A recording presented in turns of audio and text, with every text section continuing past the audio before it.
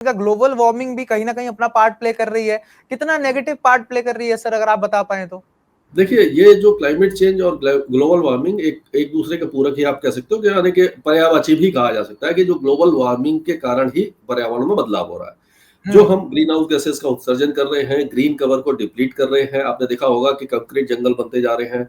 आप दिल्ली एनसीआर की ही बात करें तो जो जो आसपास के इलाके थे दिल्ली में, जहाँ खेत थे और जंगल जैसे इलाके थे, वो धीरे धीरे कंक्रीट जंगल में परिवर्तित हो रहे हैं।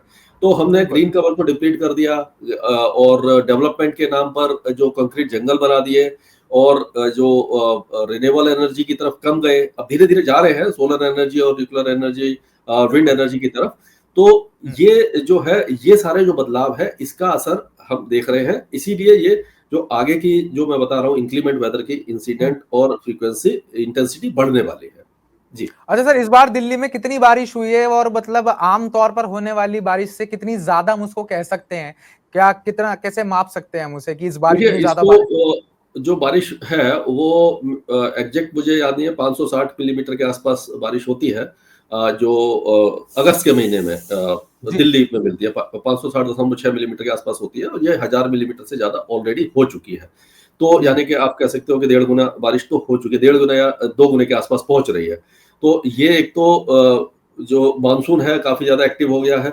इससे पहले क्या हो रहा था, आपने देखा होगा कि जो गुजरात है और महाराष्ट्र, मध्य प्रदेश, यहाँ पर बाढ़ जैसी स्थिति बन रही थी। बिल्कुल। जो वेदर सिस्टम बिल्कुल। बन रहे थे बंगाल की खाड़ी में, वो पश्चिम दिशा में आगे बढ़ रहे थे। अब ये काफी बिल्कुल। दिनों के बाद एक्सेस ऑफ मानसून ट्रफ उत्तर में आई है, और जो लो प्रेशर एरिया है वो उत्तर पश्चिम की तरफ आ रहे हैं। अब राजस्थान में जो 1 महीने से सूखा पड़ा था, वहां पर भी बाढ़ जैसी स्थिति बन रही है, और पहाड़ों में तो लगातार बारिश हो ही रही है। तो ये कह अच्छा सर, सकते ये हो कि जी जी।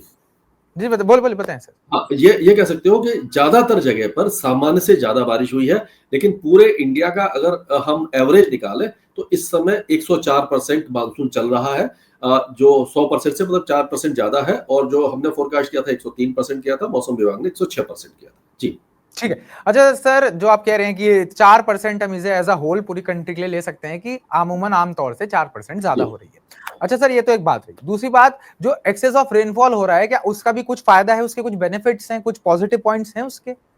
देखिए, पॉजिटिव पॉइंट्स अब इसलिए नहीं हो रहे हैं पिछले कुछ सालों से, मतलब आप कैसे एक दशक से आप कह सकते हो, क्योंकि जो पैटर्न है रेनफॉल का और मानसून का वो बदल गया है।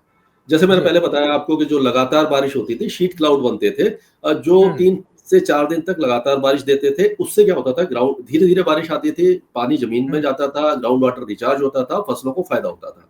अब क्या हम्म। हो रहा है कि जैसे मैंने बताया कि वो एक खट्टे बारिश हो जाती है, और जैसे अभी 1 महीने तक जो पूरा राजस्थान सूखा बना रहा, फसलों को काफी बिल्कुल। ज्यादा नुकसान हुआ, 50% से ज्यादा फसल खराब हो गई। अब जो बिल्कुल। बारिश हुई है वो इतनी ज्यादा हो रही है कि जो फसल बची हुई है वो भी बर्बाद हो रही है, क्योंकि वह बाढ़ जैसी स्थिति बन रही है।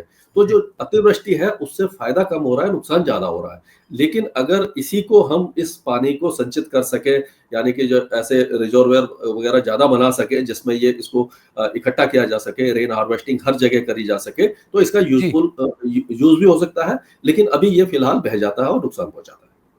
जी। जी। अच्छा सर, जैसे कि हम देखते हैं बारिश होती है, अगर हम राजधानी की बात करें दिल्ली की, पहाड़ों से हम जी। मैदानी इलाकों की तरफ चलें और पर्टिकुलरली दिल्ली की बात करें, तो दिल्ली में बारिश से जाम लग जाता है, कहीं-कहीं जलभराव हो जाता है।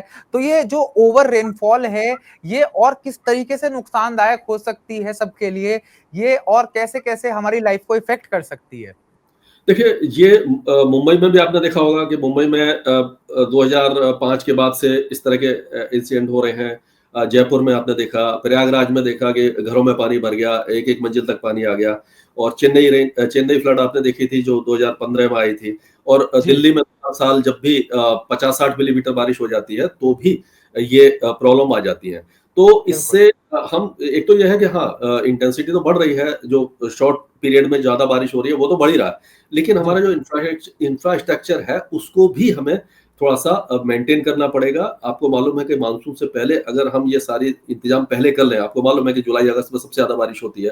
तो ये यानी कि जो मेट्रो सिटी है, वो कम से कम 150 मिलीमीटर बारिश तो ऑब्ज़र्व करने के लायक होने चाहिए। लेकिन अगर हम देखते बिल्कुल। हैं 60 मिलीमीटर बारिश हो जाती है, तो गुरुग्राम और दिल्ली के कई इलाके हैं पूरे यानी जाम हो जाते हैं, जलमग्न हो जाते हैं। तो अच्छा, तो कहीं ये न कहीं जलमग्न हमारी सिविक जो सेंस है उसमें भी गड़बड़ है। अच्छा, ये जो सर इंटरनेशनल सिटीज़ हैं, दिल्ली है, गुरुग्राम है, तो यहाँ पर क्या कमियाँ हैं जिसकी वजह से थोड़ी-सी बारिश में ही ये जो शहर हैं वो जलमग्न हो जाते हैं, वेनिस बन जाते हैं? इसकी क्या वजह है सर? ये देखिए कि ये हमने प्लानिंग जो है वो अच्छी नहीं की है। आपने देखा होगा कि जो वो भी नोएडा में भी अगर आप देखें जो नया नोएडा है वहाँ पे इतना पानी नहीं भरता है। और जो भी हुँ, प्लान्ड सिटी है वहाँ पर थोड़ा-सा जो सैनिटेशन वगैरह अच्छा है, यानी कि नालियाँ वगैरह और जो जल की निकासी वगैरह अच्छी है। और सबसे ज़्यादा हुँ, बड़ा बात है कि हम पॉलीथीन का ज़्यादा प्रयोग करते हैं, उसको फेंकते हैं तो वो हुँ, नालियों को चोक कर देता है, उससे भी ये प्रॉब्लम आ जाती है। तो कुल मिलाकर हम कह सकते हैं कि जो पुअर प्लानिंग है और जो अर्बन डेवलपमेंट हम कर रहे हैं, बिना प्लानिंग के कर रहे हैं, वो बहुत बड़ा एक फैक्टर है। मानसून तो है ही, लेकिन हर बार मानसून होता है और पहले भी होता था। पहले इतना प्रॉब्लम नहीं आती थी। ऐसा नहीं है कि ये बारिश पहली बार हो रही है। 100-100 मिलीमीटर, 150-150 मिलीमीटर के रिकॉर्ड पहले भी हैं, लेकिन उस समय इस तरह नहीं होता था।